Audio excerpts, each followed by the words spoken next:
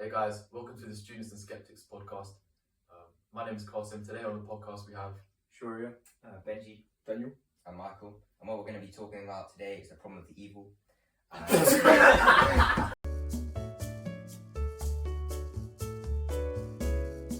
Today we're going to be talking about the problem of evil. So first of all, I want to start with teleological suffering. This is purposeless suffering. For example, let's say there's an animal in the woods. They get stuck under a falling tree. They die. They starve. Confused. There's no purpose to this suffering. Why would an omnibenevolent God allow that to happen? I've got a point here. Like, surely there could be a reason for that. Like, that could be food for some fleas and that. So well, my point was more: why would an omnibenevolent God allow a deer to die in this way, where they go through so much suffering? I mean, I think what he's trying to get at is that there's natural processes, and in terms of a death of one animal is food for another animal, and in terms of the life cycle, the suffering of one animal leads to the life of another animal. And it's not completely purposeless. Exactly, you can't have a world where no suffering exists with all the natural processes. So you're saying God isn't powerful enough to create a world with some? Surely that goes against his omnipotence. Well, I would say he should be able to create any world. He could have made us all herbivores. Then no suffering of animals. Okay, well, I guess first of all, omnipotence doesn't allow for the logically impossible. How is that logically impossible well, to make us all herbivores? Making us all herbivores, maybe it's not logically impossible, but it's not realistic, and it's not. You can't say it's not realistic. Okay. So if we're all herbivores, then every animal grows in population, and there's overpopulation in the world. What happens then? So you're saying God wouldn't be able to find a way to solve that problem? Well, it's not a logical. It's not a logical. It's actually going to run out of plant populations, surely. God would be able to find a way. It's not a logical impossibility. How do you know? Oh, okay. Okay, God won't be able to make like a square circle, but I feel like he would be able to find a way to design an ecosystem where we can all survive off plants. I feel like that's still very much within his capabilities. But there will always be overpopulation. There's no way for God to create a world which is unlimitedly big, right? Which can hold an unlimited population. Because if there's a reason why plants and animals die. I feel like it's just ignorant to say that though, because. Well, I feel like it's arrogant to say that God could do it. Like, you don't know. Like, how do you know that the world we have right now isn't the best possible world that we could have?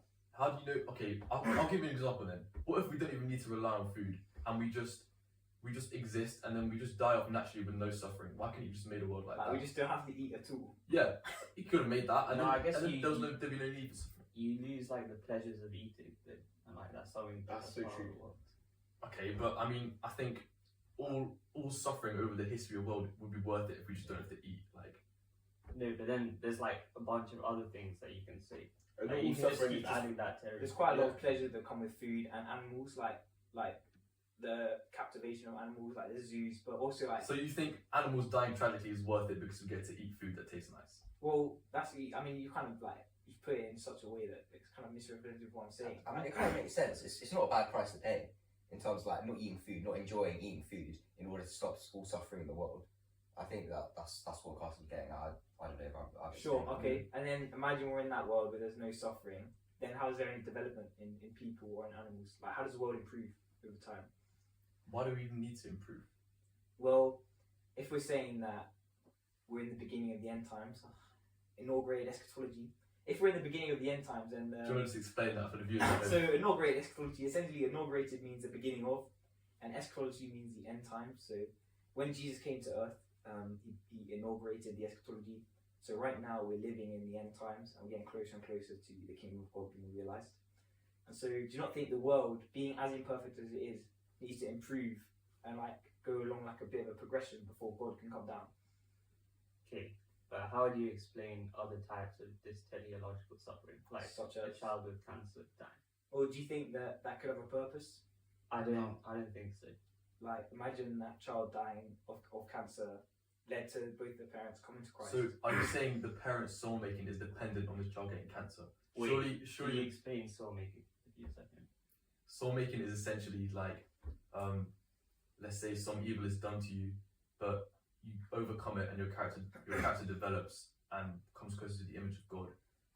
So in the example with the child with cancer, the parents have to go through this horrific time of their child having cancer, but then they might come out better. If I'm saying that if the parent's soul making is dependent on the child getting cancer, that just seems inconsistent with an omnibenevolent God. Why would they have to? Why would He make us go through that? Okay, so if we're saying God's omniscient, He has foreknowledge of what's going to happen, then it's not unrealistic, I think, that God knows that the parents, if their baby didn't get cancer, wouldn't be saved. So Say that again, sorry. if the baby didn't get cancer, Yeah. the parents wouldn't have been saved. They wouldn't have come to God. I mean, there's examples of kids with cancer and the parents don't come to God. Okay, but there could be like other. It just doesn't have to be the parents. Like there could be other impacts like throughout.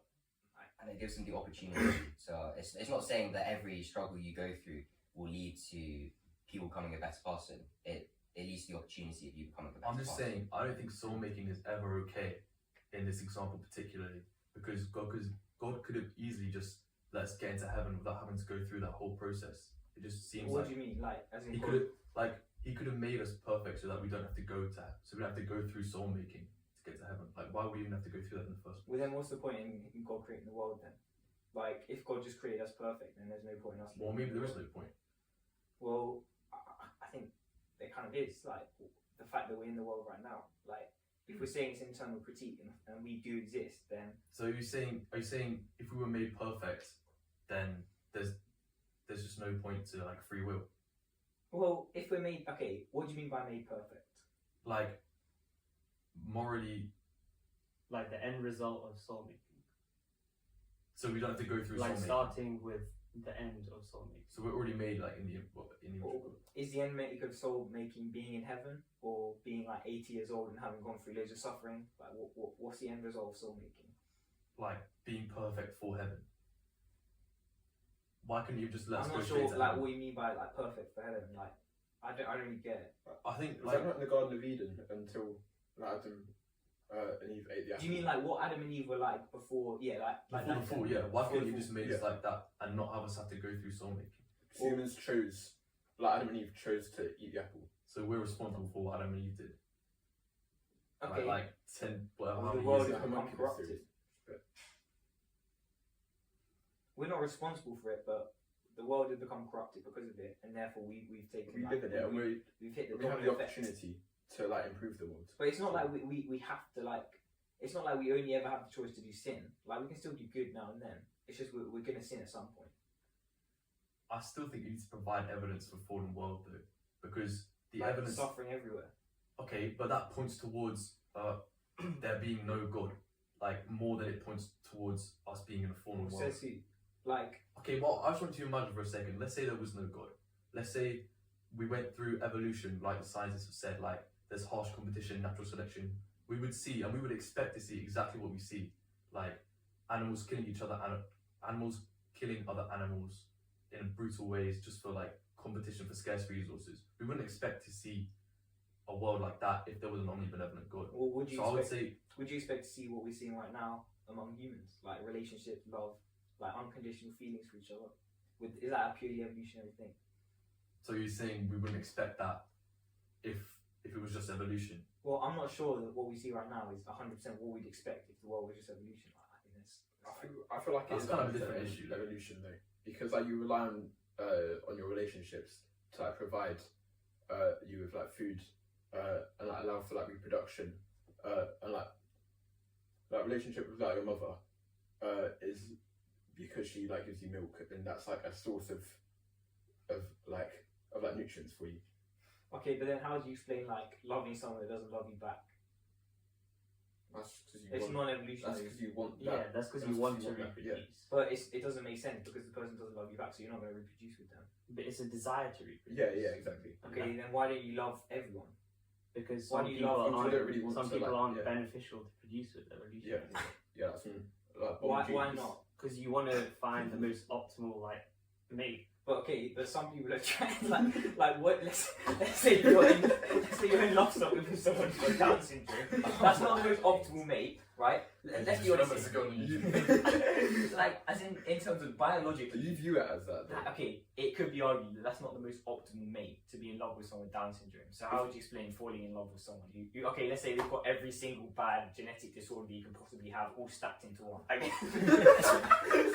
You know that become when you say this. Wait, do you get the point? Like, imagine, because I feel like you can't explain like unconditional love for someone unless it's love for everyone that you could breed with. For your example, I feel like there's other reasons why you might love them other than purely reproduction. So Like comfort, like Yeah, the yeah, selfish exactly. motivation. Like you want to be living your best life until you die. Like you want to be with a partner that like makes you feel the best. But also personality traits and like morals. Yeah. And Yeah, other To be honest, kind of I things think that I are- agree with Benji. I don't think a lot of morality and conscience can just purely come from evolution, especially conscience. Yeah, conscience can't come from non-conscience. I don't think. I mean, it could, like, we don't even know what conscience is, but I don't think the level of consciousness we're at, I don't think that could just come from like us evolving from fish like 2,000 years ago. Like, I don't think that makes sense. Then why like has our conscience improved over time then? Well, I think God's intervened. God's intervened to make us better How's he over done time. As in, like, he's given us the gift of consciousness. No, but why Why is would he our just give us conscience conscious in the improving first place? over time then? Well, so you're saying, why doesn't he just, when Adam and Eve created, just max out their consciousness? Or, like, what's your Pretty point? much. Are you saying there's like Yeah. evidence to show that our consciousness is improving Yeah. since the beginning of since evolution, like when we were just like troglodytes or whatever? Obviously, we were less conscious than we are now. Is there a scale for Wait, consciousness? what do you mean less conscious? Yeah. Like when we were Homo erectus, whatever, the species before Homo sapiens, we were less conscious than when we were Homo sapiens. Hang on. Conscious, what's conscious? Because you can just be aware of your own mortality. You're and that's talking just, about you it just like flip it's a on a switch scale. and you're It's not on a conscious or scale. you're not conscious. It's But I not think on it is on a I scale. feel like it is. Because Well, like okay. we're more conscious than a dog, right? But a dog is still more conscious than a plant. So it's just awareness. Yeah. Awareness of others Plants, is a big part of it. plants still are like aware though, I think. Okay, It's but to a not lesser like degree. autism. They don't have emotions. But okay? so do they have a small amount of consciousness then? Yeah. I feel like we're veering away from. I don't question think you a can say little a bit plant has consciousness. away from problem with evil. I I feel feel like like we're going. yeah. Saying We're a on a bit of plant- tangent here. Hang on, saying a plant has consciousness doesn't make sense. Ah, Don't really want to talk about a problem with evil, to be honest. premise of the episode, mate. As said in the first line. Should we go back to it then? Go on then. Yeah. Right. I mean, I think we kind of finished with my point. Do you want to like introduce a line of argument, maybe? Okay. So what the argument is that there's too much evil in the world for there to be an all good God. And what if, let's say you're God, and you're omnipotent, and you have all these worlds that you could create, like you could actualize like all these millions of worlds, and this world on the left here where there's like one or two bits and bobs of suffering, like sure like flicks Daniel's ears like 5 times. Like it's like bit but- of suffering. yeah, but there's not much suffering. Like there's no cancer in children. There's no like people burning to death painfully. It's just like a little bit of suffering, right? And there's that world, and there's a world on the right, our world, where there's lots of suffering. And in that world, it requires you to send down your son Jesus to die on the cross and have the incarnation, have the resurrection, and that world come out to be more good than this world because of the necessity of the incarnation. Would you not choose to create that world that would be more good because of the necessity of the incarnation and of the resurrection than creating this world where there's barely any suffering? But You can't you choose to do the incarnation Sure. in the other world? Yeah, but if we agree that God is omnibenevolent, but He's also all just, it wouldn't make sense. Like there's not just reason for God to. I just think it's not necessary for God to make us go through all this like redemption if He just made us perfect in the first place. I don't understand. Why didn't He have to? Why didn't He have to send us to Making this us world? perfect, it didn't allow us free will though. No, yeah, that's what I'm You saying. can Like, still have free will. no, but we're just- I think that's a good point. Like, if God just like the fact that we have to go through this is like it's a testament of what choice are we going to make? Are we going to choose to do good here? Are we going to choose to do bad here? No, I feel like that's your definition of free will. Like your definition of free will is the capacity to make another choice in a situation. But you could also define free will as your action being the thing that most aligns with your interests. Well, then you don't have free will. Then. No, that's another version. Like if I want to do a good thing and my action is the best thing, then that means I have free will. Well, in that definition, I don't think you can have free will. Because you still have your desire and you're still accomplishing your desire. But every action you do aligns with your desire. Every action you've ever done aligns with your desires. So then, in Yeah, that so we argument, have free you don't will. have free will. Because We do. you can't control your desires, so therefore you don't control your actions. We can control our desires. How you don't choose whether you like, you don't like one day decide I like chocolate ice cream more than I like strawberry ice cream. You don't control the taste buds. You taste strawberry, you taste chocolate, and the natural response is I like chocolate more. But you don't choose to like chocolate more. And so if you bring that up a scale, everything you ever do is something either you want to do or you're forced to do. But I think being forced to do something is like a higher level of one. And so the fact that you do everything you want to do means that you don't really have free will, do you? Under that definition. The fact that you do everything you want to do means you don't have free will. Yeah. Give me an Is that example. not the definition of Because free you can't- will? okay. Doing what you want to do. Doing what you want to do, but you can't control your wants, so you can't control what you do. But I think you're confusing like wants with like physical inclinations. What do you mean? Is that not just the same thing though? Like I want to do it because my body wants it, or maybe I want to do it because logically I think it might be good for me. Is that not just the same thing coming under my wants? But, so okay. surely I still have free will. Sure, but the same situation could happen to two different people, and they have different reactions to it, and they do different things because of it, and neither of them control which one they do. Their Well, genetic they do makeup control is it because that's what they choose. No, because they don't choose which option out of all the options they have that they want to do more, and therefore that they're going to do. They don't. What do you mean they don't choose? But you don't get to decide what you want to do more. In terms of what? It's just natural. You don't get to pick like with the chocolate and strawberry. Like I don't get to feel like choose. your natural processes are your own. Yeah, choice. that is me picking. That's your like brain deciding which one you like. So more. licking chocolate ice cream, licking strawberry ice cream, you're deciding you like. yeah, that's chocolate. me Yeah. picking because my body's wants is me. But you can't. You're not You can't controlling. separate the two. Okay, but you can't control that you pick chocolate then. No, but it's still me because that's like It's not. the fact that I can't control it. It doesn't make it not a Yeah. choice. It's just still my choice. Sure, then every action you have is predetermined. You have free will. How is that related to predetermined? Because if it's not a choice that you consciously make, it's a choice that you unconsciously make, but it's still you. Then like all your choices just unconsciously. Your choices. decisions- So it's still a choice Your you're decision- making, whether it's conscious or unconscious. You're still making the choice. You're still Yeah. making the action. Your even if decision it's might be unconscious. predetermined, Yeah. but you still have choice of decisions what to You make. always could go for strawberry. You could go for strawberry, You have that option. but the fact that you want chocolate more than strawberry means that when you go to the ice cream shop, you're gonna pick chocolate, right? Yeah, because that's what you choose. Okay, that's You're an free- uncon- that's Give me, an so unconscious give me an decision. example where you choose strawberry. How could you justify Chocolates choosing run out. strawberry?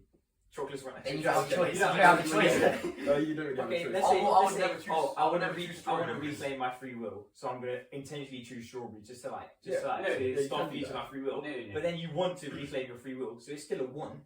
You could say another desire you have is to try all the flavors, and then you would have strawberry, and that aligns So with then, desires. so then your want is more. Your want to try all the flavors is more than your want to have chocolate. Yeah. So then you're still doing what you want, and you don't control what you want. You see, you do You- control. no, you don't. No, you're trying to separate Yeah. choice from want, whereas when it's the same thing. I disagree. You're separating your actions and the actions produced in your body. I feel can't like we think are the exactly. actions. Exactly. So I don't get like how. We are our natural processes. Re-explain that. Re-explain that in simpler terms. Yeah, for the viewers at home. That is it. So, Do the chocolate and strawberry. okay, analogy. so free will is doing what your desires are in this definition, right? Okay, And but then everyone has free will. all the Can you time. not interrupt it, please? Sure. everyone, everyone does have free will all the time. Okay, sure. Then we always have free will all the time. I think it's a bad definition of free will because there's no situation where you can't like everyone just has. You free think will. someone in jail who wants to go out and have a little gander? And you in can't the do park? that. Do you think exactly they can't do it, so they don't have free will? Yeah, because you're in jail. You think Your exactly? free So will's you being don't have free restricted will. to the options if you're in jail, available to you. obviously. Yeah. Okay, what if I desire to fly? I can't fly. Does that mean I don't? Do you think I have free will all No, the time? free to do will whatever is I the want? options available to you. Yeah, exactly. Like you physically can't fly, so Yeah, that's the point. So I don't have that obviously choice. So Yeah. I don't have the choice. you still have You free have will to have in every other single- areas. You'd have to have every single choice in order for you to have free will all the Within- time. Free will and Within being able to do possibility. whatever you want is not the same thing. Yeah. Yeah, Okay, what's free the will- definition of free will? Free will is picking a choice out of logically available choices, and you will always have choices. Yeah, but if you're taking away all the available choices, then you don't have real free will. Well, you can never take away all of your. Give me an example where you take away all of the possible choices. Yeah, but how? But to what extent do you have free will if you're taking away a lot of the possible choices? Like, if you only have two Free choices, will- is that true free will? Yes, free will. You think? Free will only requires one or more choices. You think having 2 choices is the same amount of free will as having like 100 choices? Well, I mean, not the same, but you still have free will. Yeah, I but think- like your choices are very limited. It's not that you don't have free will anymore though, because you will always have 2 or more choices. I think you've always got pretty much like infinite choices because you can like move your hand like wherever you want, pretty much.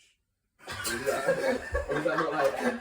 No, I think it's cartridge point. You can't restrict yourself down to 2 Yeah. points. Yeah, Performance. you can never do that. I think we should trade quite a bit again. I Yeah, think I back feel like a bit okay. Okay, so if you repeat the same situation where you go to the ice cream shop 1 billion times, every single time you're going to pick the chocolate ice cream.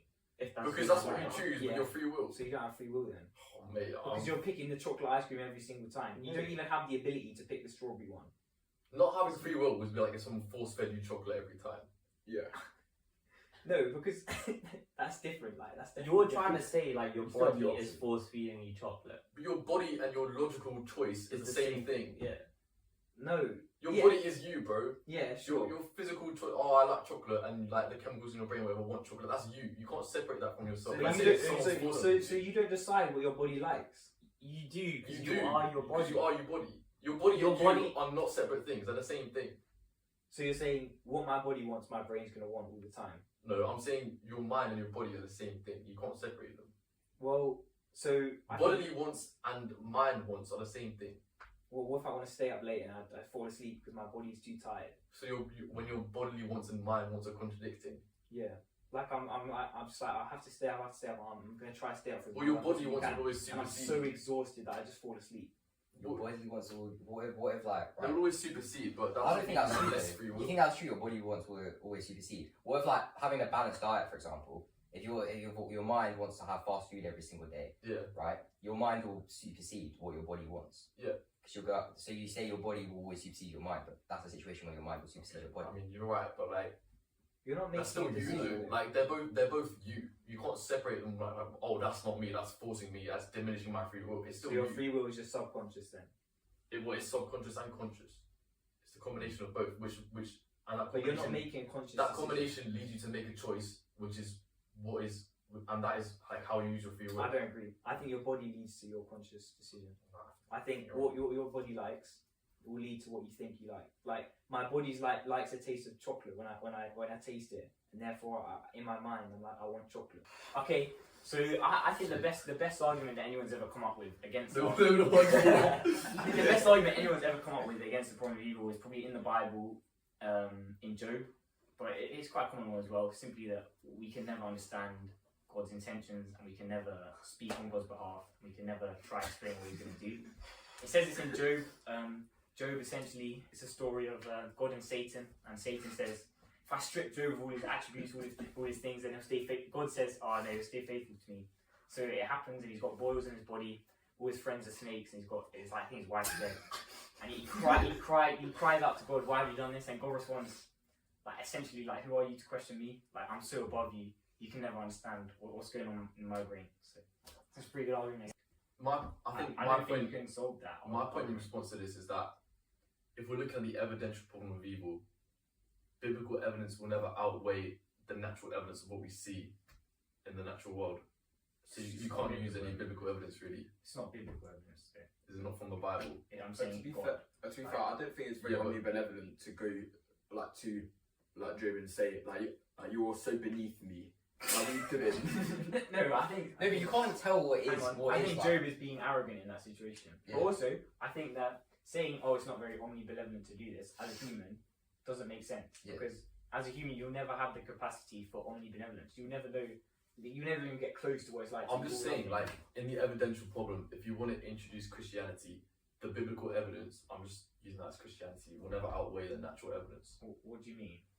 The natural evidence of history throughout the world of teleological suffering, like all of that history, if we use that as evidence, it will always outweigh and be stronger evidence than anything said in the Bible. So we should use that as our guidance for what we believe in God. So okay, hang on. So if we take this as an internal critique, we're saying, Okay, we're just gonna win then, aren't you? okay, no, I'm not just gonna win. We're saying there's this much suffering and it doesn't make sense. Could you explain what internal critique please means? It's like when you critique something from the inside, so you're accepting all the premises of the thing you're critiquing, such as Christianity, you're accepting the Bible true and God exists and that Jesus died. And then Okay, you if critique we it. grant that God exists and Christianity exists, No, I'm not saying that. I'm saying given that you have all this suffering, your point is, oh, it doesn't make sense. This suffering outweighs the biblical evidence. It's not circular then if you have to accept Christianity and I mean, God. you're not really letting me finish. To be Sorry, fair. my fault. With all this suffering, it doesn't make sense for there to be an omnibenevolent God, right? Yeah. And I'll say, how can you understand what an omnibenevolent God is? Could that God have a reason that you don't understand because he transcends you? And yeah, that's about it. How do you know that it's purposeless? Those are my 3 points. You I'm trying to whack in the epistemic distance point. Check my note real quick. But you breathe so loud. Like, it's so unbelievably loud. Sorry. For the viewers at home, he's breathing really loud. You can probably hear from there to be fair. I'm sorry. My mouth breather, we say. Wait. My mouth breather. But if you breathe through your nose right now, which you're purposely not doing, I think. Can you make the point, please? Say God is good and God is beyond our understanding together. Why? Because how are we gonna know God is good if he's beyond our understanding? Okay. I'll say your argument accepts that there is an omnibenevolent God, but not that there's a good God. And so I didn't say there was a good God. I just said you couldn't understand omnibenevolence. So I didn't really address the goodness bit. But Is benevolence not kind? it's like lovingness. I mean, you can't really equate it to goodness unless you have some other like. But how reason. can you like decide on any qualities of God's? Well, that's if what he's you guys unknowable? do. You, Well, which means the it's whole not premise of subjective, isn't it? the premise of the evidential problem of evil is there is too much evil for there to be an all-loving God. So that's you're the ones making the assumption on God's characteristics, and I'm saying, well, you don't understand that characteristic, so it's an unfair assumption. But you guys are the ones making the point, not me. Right? If that makes sense. I thought like your thing is we aren't understanding the characteristic, we aren't understanding God. No, Oh, we aren't understanding we can't understand omnibenevolence. If we can't. I feel like also you can't understand like why he's doing his actions, like what consequences, like Yeah. the full extent of the consequences of his actions. Also, you said that it's teleological. That means there's no purpose to it. You can't say that without having omniscience. You can't say that something's teleological unless you see the bigger picture of everything that happens. So it's unfair to claim. I mean, it's pretty like logical to assume that though. from your perspective. So is that what you would say to like the parents of a child who lost their child to cancer? I mean, I wouldn't say that to them, but they're Oh, probably there's all a purpose. they're There's probably all a not purpose. asking for that. I don't know. I just feel I like mean, you can't fully prove that there isn't a purpose, is what we're saying. Yeah. Like the premise of So the what, argument like, is that's that just saying us. it disproves it, but you can't prove that there's Yeah. no. So you're You saying can't we can't comprehend know God's everything. intention. Well, no, I'm not saying that. I'm saying I think you're misrepresenting omnibenevolence because you don't understand what it is, and you're misrepresenting this teleological suffering because you don't understand what that is. And no one can understand what it is, but so then we can no, say if no we're, God. there's no there's no real argument there. Is what I'm saying, because you're talking about things that we can never understand. If It's we're like- misrepresenting this teleological suffering, then you're saying that God has some hidden intention that we don't know about. I'm just saying it's possible that he does. Okay, I have a banging point about hidden intentions. He's Right. indulged us. I've forgotten Yeah, it. good. Or is it about the goodness? Do you remember? Like you wrote it down in Something. your notebook. Do you want to go back to it? I think it's like if you're saying that we have to be consistent with all of God's revelation. So if you say that we can't know his intention behind his evil actions, then surely we can't know his intention behind his supposed good actions. So then what we might view as a miracle, it's not even a miracle because we can't know what God's actually doing. How do we know that God's trying to show us something? How can we interpret that if we can't know God? If we can't know the purpose behind his evil? So I never claimed that God doing miracles was good. First of all, But if you're saying that we can't know God, then you surely have to apply that to his goodness as well. Or his good acts. I mean, you could say that. I think that it's different when God hasn't addressed the problem of evil directly with like, oh, here's my solution to it. But my point is that there could be a solution to it. Whereas stuff like the Bible and Revelation, he's like specifically addressed and spoken in our language to humans. So it's like, it's kind of different. Because it's like he's being more direct and helping us to understand what he's trying to say. But with the problem of evil, it's like he's not helping us to understand what he's saying. But that doesn't mean that there is no explanation. I just feel like with that point I have to accept God's existence in the first place, and that like Well, that's the whole premise of your argument. That's like That's what you're trying to like, disprove. you're trying to disprove there's a God. So I'm saying, oh, there could be a God No, that lines up. with Isn't it your you're argument. trying to prove there is a God? Okay, so you're saying there's no God, and your evidence for that is the evil. yeah. And then you have to prove And I'm as well saying, that there is a God. imagine there's a God like this, and it would make sense with all this evil. So We just have to prove it's possible that there is a God. It's given your possible, premise. but the evidence is still like far outweighs any of your Yeah, arguments. but the whole It's premise is that But it's this not is evidence. the problem of evil disproves It it. is. How is evidence? It's not Because evidence. I see the deer in pain or whatever. Is that not evidence? No, because you don't know that it's pointless suffering, so it's not evidence at all because there's no argument there, and you don't know what omnibalance even is. So there's not really an argument there. There's always hidden factors. I tried so hard to hear.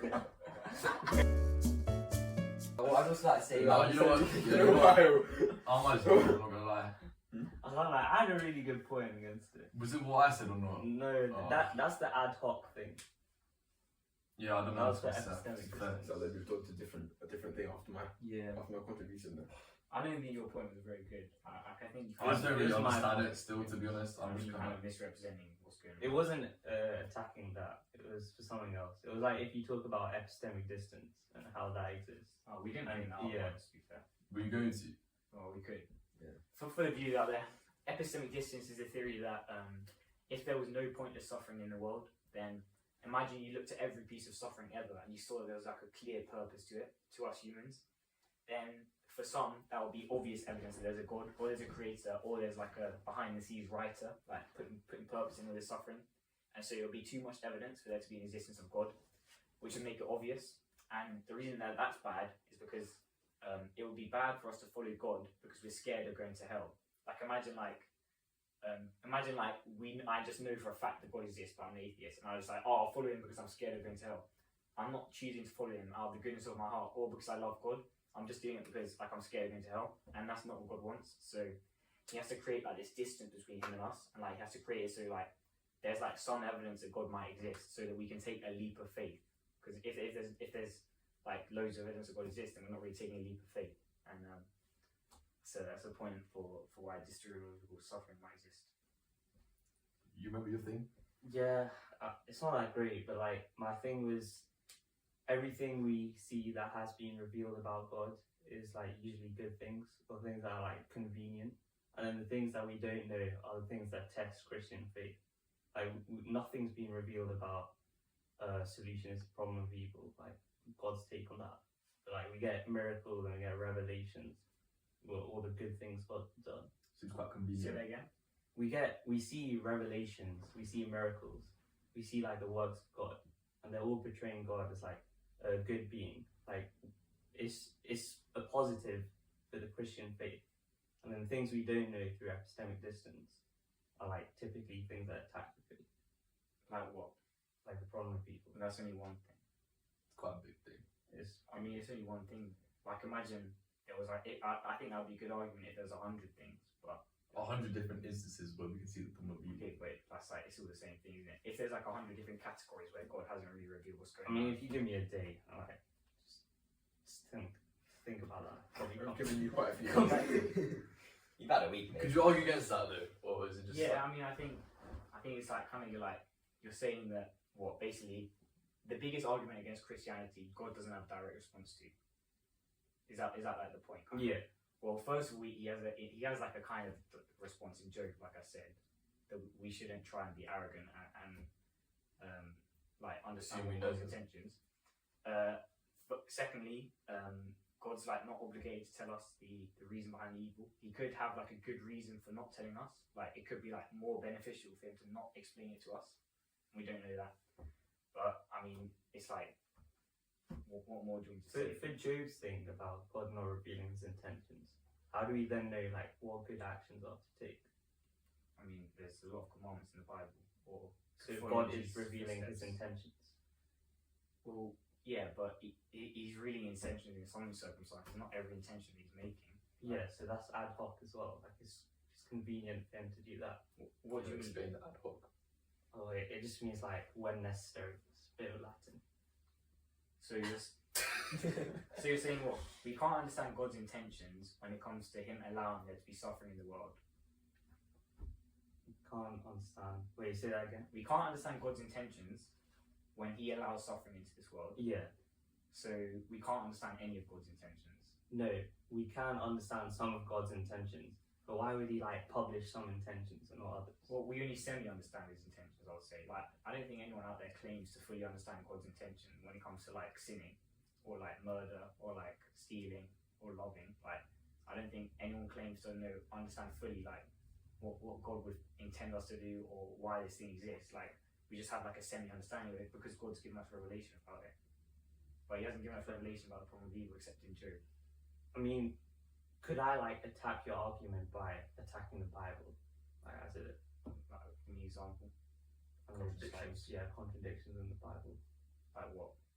Homosexuality. Like about Sodom. Contradiction.